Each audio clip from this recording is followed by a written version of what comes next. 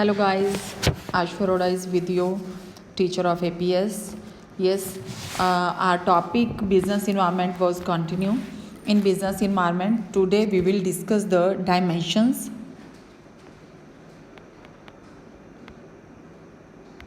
of business environment. Dimensions of business environment. Dimensions क्या होती हैं? डायमेंशंस वो सारे के सारे फैक्टर्स होते हैं which lie outside our business and have a capacity to influence the working in many ways. समझ में आ गई? तो हम डायमेंशंस में हमारे पास मेनली 5 कैटेगरीज हैं और वो 5 कैटेगरीज हमारे पास वो कौन कौन सी हैं? The first one is economic. Second is social. Third is political. Fourth is legal. And fifth is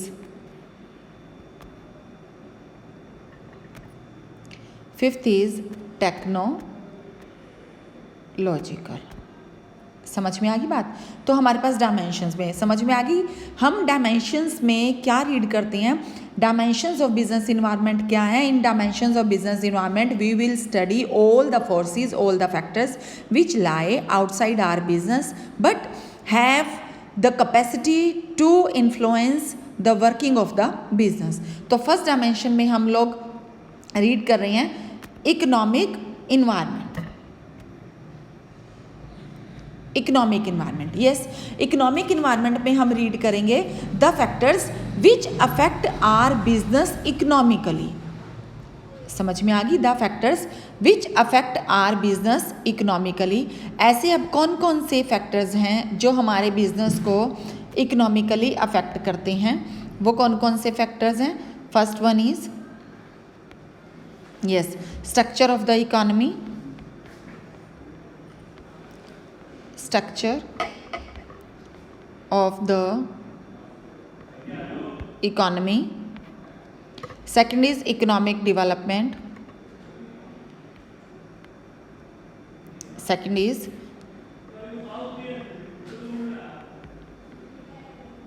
economic development. Third one is GDP and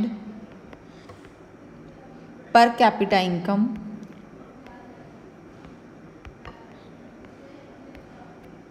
पर कैपिटा इनकम. क्लियर?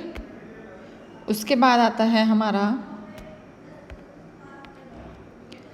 जैसे कि और भी कौन कौन से फैक्टर्स हैं, जैसे इंटरेस्ट रेट्स है, इन्फ्लेशन रेट्स है, rates of saving and investments है, volume of imports and exports, balance of payments and changes in foreign exchange reserves, agricultural and industrial production trends, expansion of infrastructural facilities like communication, money supply in the economy, changes in disposable income of people, and stock market indices. And the last one is value of rupee. These are the factors which affect the business economically. ठीक है, तो economic environment क्या है? In economic environment we will study all the factors which affect the business economically like structure of economy, economic development, GDP and per capita income, interest rates, inflation rates, rates of saving and investment, volume of imports and exports, balance of payments and changes in foreign exchange reserves, agricultural and industrial production and trends, expansion of infrastructural facilities like communication, money supply in the economy, changes in disposable income of people, stock market indices and value of rupee. Next is the social environment. Yes, social environment में हम लोग क्या study करेंगे? Social environment क्या है? Social environment में हम ऐसे सोशल फैक्टर्स लाइक वो सोशल फैक्टर्स कौन से हैं? Customs and traditions, values, social trends, societies expectations from business, population shifts, age composition, birth rate and death rate, education system and level of literacy, career attitude and health consciousness. तो ये हमारे हैं social factors. मतलब social factors ऐसे हैं जो कि हमारे बिजनेस को अफेक्ट करती हैं। सपोज अब जैसे कस्टम्स एंड ट्रेडिशंस हैं, ये सोशल ट्रेंड्स हैं। कस्टम्स एंड ट्रेडिशंस कैसे अफेक्ट करेंगे, जैसे कि कुछ भी, जैसे दिवाली डेज आ जाती हैं, ठीक है, तो दिवाली पे क्या होगा कि गिफ्ट्स की डिमांड बढ़ जाती है, तो ये बिजनेस को अफेक्ट करेगा। अब इनके हमारा अगर बिजनेस इस टाइप का, तो हम अपने बिजनेस में गिफ्ट्स, दिवाली से रिलेटेड गिफ्ट, जो भी हमारे जो रिलीजियस आइडियोलॉजीज होती हैं, हम उन्हें ज़्यादा रखते हैं कि उनकी डिमांड उन दिनों में बढ़ जाती है। इसके अलावा जो स्वीट शॉप्स होती हैं उनके पास भी डिमांड बढ़ जाती है। तो these are the social factors which affect the business very much. उसके बाद बात आती है पॉलिटिकल इन्वायरमेंट की। तो पॉलिटिकल इन्वायरमेंट क्या है, ये ऐसे फैक्टर्स हैं विच अफेक्ट द बिजनेस एडवर्सली। जैसे कि गवर्नमेंट की फंक्शनिंग होती है, तो गवर्नमेंट की फंक्शनिंग भी हमारे बिजनेस को अफेक्ट करती है। तो वो पॉलिटिकल इन्वायरमेंट में हम किसे इंक्लूड करते हैं, constitution of the country, political stability and peace, government policy towards business and industry, ideologies and value of major political parties, relationship with the other countries. ये है हमारे पॉलिटिकल इन्वायरमेंट। समझ में आ गई बात। तो पॉलिटिकल इन्वायरमेंट में भी जैसे कि इसके अलावा और क्या हो सकता है कि जैसे कि अब हमारी न्यू इंडस्ट्रियल पॉलिसी है, न्यू इकोनॉमिक पॉलिसी 1991, इसके अंडर जो एलपीजी का हम लोग आगे टॉपिक है वो डिस्कस करेंगे, implementation of new economic policy in 1991, ये हमारे पॉलिटिकल इन्वायरमेंट से रिलेटेड है। Frequent visits of the prime minister to the different countries for promoting cordial business relationship, ये हमारा पॉलिटिकल इन्वायरमेंट है। उसके बाद है implementation of GST and demonetisation, ये भी हमारे पॉलिटिकल इन्वायरमेंट में ही आता है। इट मीन्स तो political environment include the political conditions such as general stability and piece in the country. समझ में आ गई बात। तो ये सारे ऐसे फैक्टर हैं जो हमारे बिजनेस को पॉलिटिकली अफेक्ट करते हैं। उसके बाद हम बात करते हैं पॉलिटिकल इन्वायरमेंट के बाद हम बात करते हैं लीगल इन्वायरमेंट की। पॉलिटिकल इन्वायरमेंट के बाद हम बात करेंगे लीगल इन्वायरमेंट की। तो लीगल इन्वायरमेंट क्या है, legal environment includes various legislation passed by government, administrative orders issued by government authorities, court judgments as well as decisions rendered by various commissions and agencies at every level of government, whether that is the center, state or local। ठीक है, मेरे ख्याल से ना हम लोग इसे थोड़ा सा आप लोगों को इसका मीनिंग लिखवा दूँ या ऐसे ही चलेगा आप लोगों का। सोशल इन्वायरमेंट में आप लोगों को पता चल गया कि सोशल जो इन्वायरमेंट है वो कैसे अफेक्ट करता है। पॉलिटिकल में गवर्नमेंट की पॉलिटिक्स, जो पॉलिटिकल चेंजेस आते हैं वो अफेक्ट करती हैं। और लीगल इन्वायरमेंट आई थिंक आप लोगों को थोड़ा सा मैं डिक्टेट करवा देती हूँ, ठीक है। This is the legal environment.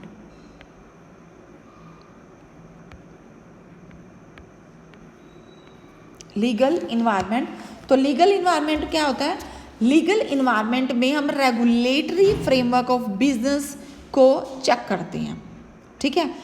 देखिए इसमें it includes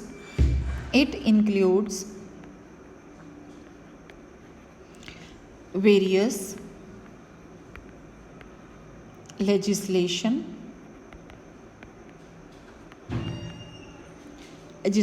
passed by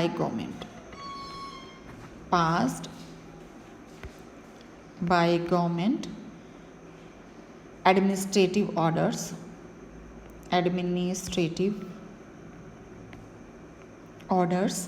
issued by government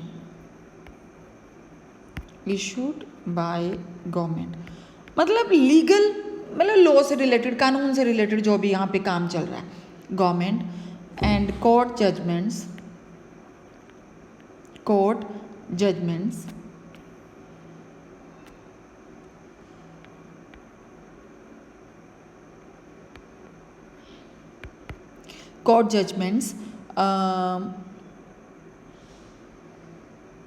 as well as decisions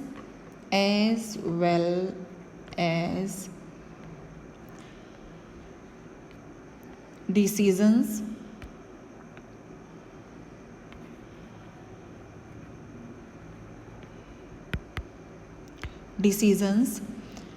rendered by various commissions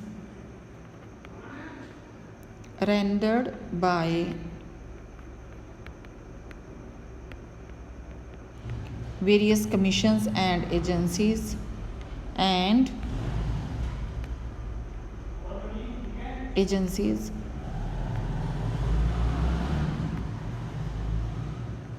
agencies at every level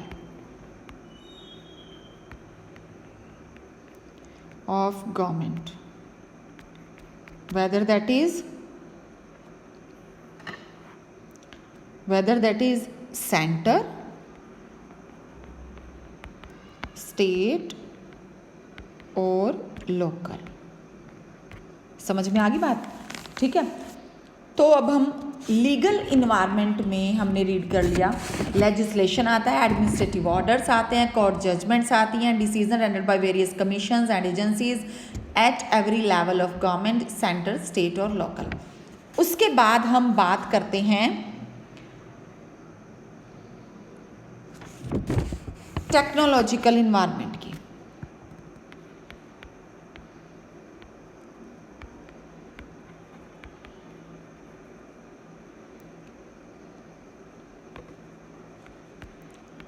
technological environment की, ठीक है। तो टेक्नोलॉजिकल इन्वायरमेंट में बेसिकली हम वो फैक्टर्स इंक्लूड करते हैं which are related to the scientific improvements. The factors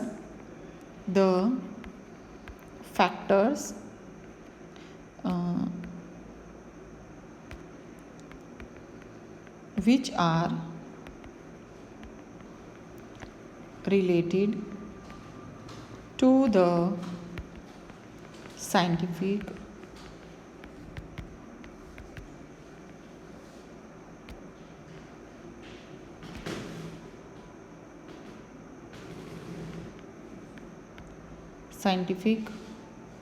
improvements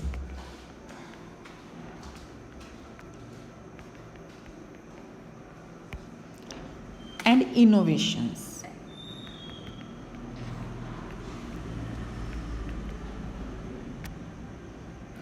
ठीक है, टेक्नोलॉजिकल मीन्स जब टेक्निक चेंज हो जाती है, मीन्स साइंटिफिक इम्प्रूवमेंट्स हों या इनोवेशंस हों, ठीक है, तो उसका हमारे बिजनेस पे क्या इफेक्ट पड़ता है। Which provide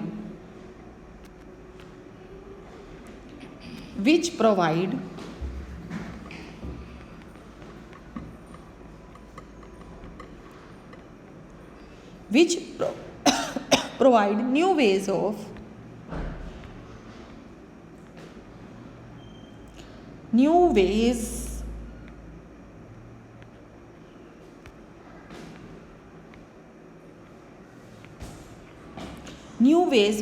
producing goods.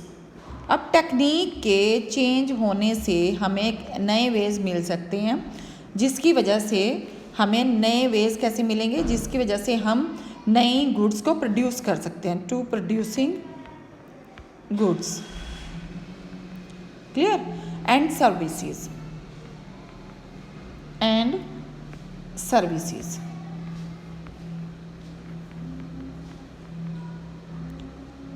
and new methods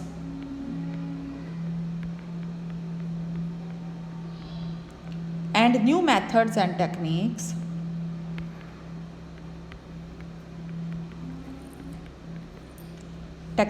of operating a business।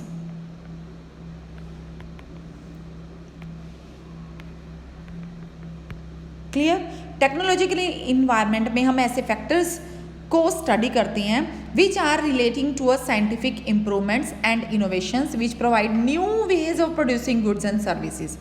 ठीक है, इसमें हम उन फैक्टर्स को स्टडी करते हैं जिनकी हेल्प से हमें नए तरीके मिल सकते हैं गुड्स को प्रोड्यूस करने के, सर्विसेज को प्रोड्यूस करने के, और नए मेथड्स और techniques of operating the business. तो इन शॉर्ट टेक्नोलॉजिकल इन्वायरमेंट में हम क्या स्टडी करते हैं, level of scientific improvements and innovations in methods of production, और secondly the methods and techniques of doing a business. Clear, तो अब इसमें अब एग्जाम्पल्स के तौर पे हम क्या ले सकते हैं, जैसे growing use of methods of E payment like Paytm, Google पे, ये भी तो टेक्नोलॉजिकल इन्वायरमेंट ही है। ऑटोमेशन ऑफ स्टॉक एक्सचेंजेस, आज हम घर बैठ के ही स्टॉक मार्केट से अपनी सारी डीलिंग कर सकते हैं, ये क्या है, साइंटिफिक इंप्रूवमेंट्स हैं। Availability of public utility services online, growing inclination of people towards online shopping, online shopping के टूवर्ड्स लोग जो हैं कितने ज़्यादा इंक्लाइंड हैं। Increasing use of artificial intelligence in manufacturing and use of products and services. Clear, तो ये है हमारा डायमेंशंस ऑफ बिजनेस इन्वायरमेंट। ये डायमेंशंस जो है आपने बहुत अच्छे से स्टडी करनी है, क्योंकि ये इस चैप्टर का मोस्ट इम्पॉर्टेंट टॉपिक है। तो उसके बाद अब हम बात करते हैं economic environment in India. Economic environment in India means India का इकोनॉमिक इन्वायरमेंट कैसा है, जिससे कि इंडिया में इंडस्ट्रीज का बिजनेस ऑर्गेनाइजेशंस जो हैं कैसे अफेक्ट होती हैं या हो सकती हैं। ठीक है, तो इकोनॉमिक इन्वायरमेंट ऑफ इंडिया में हम क्या इंक्लूड करते हैं, include the macro level factors, macro level factors जो कि लार्ज स्केल पे हैं, pertaining to the means of production and distribution of wealth which are likely to create an impact on the business and industry। ठीक है, तो इसमें हम वो फैक्टर्स को इंक्लूड करते हैं जो लार्ज स्केल पे प्रोडक्शन और डिस्ट्रीब्यूशन ऑफ वेल्थ का एक सोर्स हैं और जो बिजनेस और इंडस्ट्री को अफेक्ट कर सकते हैं। और इन फैक्टर्स में हम किन को इंक्लूड करते हैं, वो हैं stage of economic development of the country. Country की इकोनॉमिक डेवलपमेंट की कौन सी स्टेज है, डेवलप्ड है, डेवलपिंग है। ठीक है, तो उसके बेस पे ही डिसाइड होता है कि प्रोडक्शन जो है किस स्केल तक जा सकता है। Secondly, the structure of economy has been constituted in the form of mixed economy. Structure of economy has been constituted in the form of a mixed economy where both public and private sector are given due weightage. The different economic policies of the government including monetary, industrial and fiscal policies. Economic planning including 5-year plans, annual budget, etc. Economic indices जो index है हमारा like national income, distribution of income rate and growth of GNP, per capita income, disposal personal income, rate of savings and investment, value of exports and imports, balance of payment etc. मतलब इसमें हम ये factors को read कर रहे हैं कि economic environment of India के ऐसे कौन कौन से फैक्टर्स हैं, ये हम लिस्ट कर रहे हैं उनको। Infrastructural factors such as financial institutions, banks, modes of transportation, communication facilities, ये सब। तो ये है हमारा इकोनॉमिक इन्वायरमेंट ऑफ इंडिया। उसके बाद हम बात करते हैं किसकी, economic reforms in India. Economic reforms क्या है, जब हमारी न्यू इंडस्ट्रियल पॉलिसी बनी जुलाई 1991 में, तो हम इसके बारे में अब यहाँ पे रीड करेंगे, स्टडी करेंगे। क्या है हमारा इकोनॉमिक रिफॉर्म्स इन इंडिया, ये तो इकोनॉमिक इन्वायरमेंट इन इंडिया था। उसके बाद है economic reforms in India. Yes, now listen it very carefully. Economic reforms in India. Yes, Government of India announced a new industrial policy. New industrial policy. New industrial policy कौन सी थी? New industrial policy in July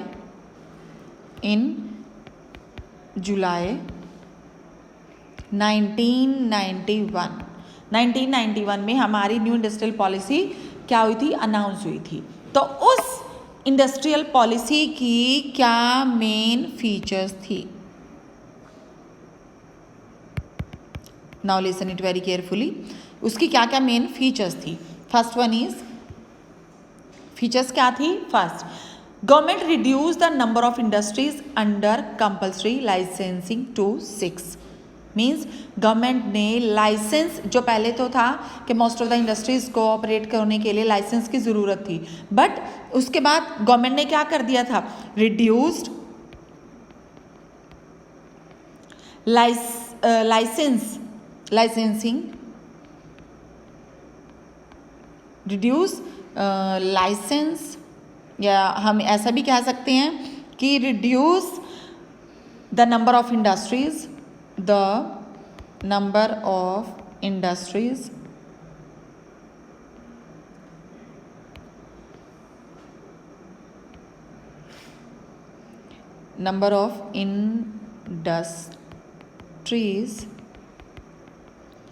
under compulsory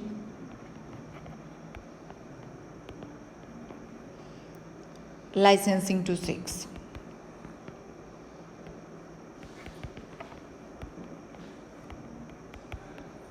Licensing to 6. ठीक है, ये तो था, government ने कह दिया कि जो लाइसेंस लेना है वो बस 6 इंडस्ट्रीज़ को ही लेना है. उसके बाद many of the industries reserve for the public sector under the earlier policy. ज़्यादा से ज़्यादा इंडस्ट्रीज जो है पब्लिक सेक्टर के अंडर यानी कि गवर्नमेंट के अंडर रख दी गई, were reserved. The role of the public sector was limited to only 4 industries to strategic importance. लेकिन पब्लिक सेक्टर का रोल जो है उसमें लिमिटेड था. लिमिटेड कहाँ पे? Only to the 4 industries. उसके बाद है disinvestment was carried out in case of many public sector in enterprises. Means अगर हम सेकंड पॉइंट में इसे उठाना चाहते हैं तो हम सेकंड पॉइंट में क्या कर सकते हैं? ये हमारा पॉइंट नंबर 1, ये हमारा point number 2. Means reservation of industries to public sector,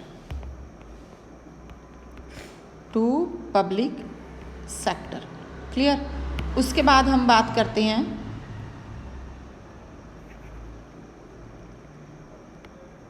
third point में. Disinvestment was carried out in case of many public sector industrial enterprises. ठीक है, पब्लिक सेक्टर इंडस्ट्रियल एंटरप्राइजेज में डिस इन्वेस्टमेंट उन्होंने कर दिया गया. उसके बाद है policy towards foreign capital was liberalised.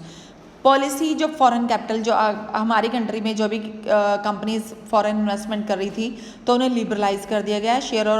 Share of foreign equity participation was increased and in many activities 100% of foreign direct investment was permitted. Clear. It means कि foreign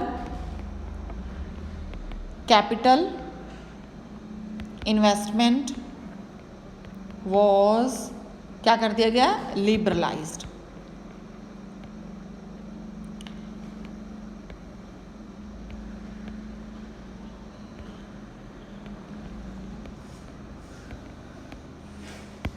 liberalised. Clear. इनके 100% तक भी FDI जो है परमिटेड कर दिया गया. Automatic next point है हमारा 4. Automatic permission was now granted for technology agreements for foreign companies. Foreign companies के लिए जब हमारी न्यू इंडस्ट्रियल पॉलिसी बनी तो ऑटोमेटिकली परमिशन टेक्नोलॉजिकल जो एग्रीमेंट्स है वो ग्रांट हो गया. The means automatic permission, automatic permission किसे मिली थी? ऑटोमेटिक परमिशन, ये आप लोगों को याद रहेगा. Automatic permission was now granted for technology agreements with foreign companies. उसके बाद हमारा 5th पॉइंट आता है. 5th पॉइंट है हमारा foreign investment promotion board. Foreign investment promotion board means FIPB. ठीक है, ये सेटअप हुआ किसके लिए? To promote and channelise foreign investment in India. एक foreign investment promotion board new industrial policy के तहत जो है सेटअप हुआ. किसके लिए सेटअप हुआ? To promote and channelise foreign investment in India. Clear. Then students, this was the economic reforms in India. Means जब हमारी न्यू इंडस्ट्रियल पॉलिसी बनी जुलाई 1991 में, उसके अकॉर्डिंग भी इंडस्ट्रियल या इंडस्ट्रीज़ में क्या क्या चेंजेस आए, क्या क्या रिफॉर्म्स आए. तो इन नटशेल जो हम कह सकते हैं वो ये है कि this policy was sought to liberate industry. मतलब एक तरह से इंडस्ट्रीज़ को अनशक्ल करने के लिए जो है ये न्यू इंडस्ट्रियल पॉलिसी फॉर्म की गई थी. ठीक है, अनशकल किससे करना था? ऑफ द लाइसेंसिंग सिस्टम से, मीन्स लिबरलाइज करना था। And reduce the role of public sector, means privatisation लेके आना था, गवर्नमेंट का रोल कम करना था। And encourage foreign private participation in India's industrial development, means globalisation लेके आना था, इंडिया में भी फॉरेन कंपनीज आ सकें। इट मीन्स अगर हम इन नटशेल बात करें तो न्यू इंडस्ट्रियल पॉलिसी हमारे लिए लिबरलाइजेशन, प्राइवेटाइजेशन और ग्लोबलाइजेशन, ये तीनों कॉन्सेप्ट लेकर आ रही थी। तो इन द नेक्स्ट टॉपिक जो हम उसमें LPG means liberalisation, privatisation and globalisation को हम डिटेल में स्टडी करेंगे।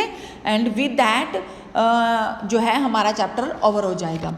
Yes students, now goodbye and learn this topic very clearly, very efficiently, so that आप लोगों का डायमेंशंस और इकोनॉमिक रिफॉर्म ये क्लियर करना बहुत ज़रूरी है, क्योंकि डायमेंशंस के ऊपर जो है केस स्टडीज एक्सपेक्टेड होती हैं। Okay, good bye.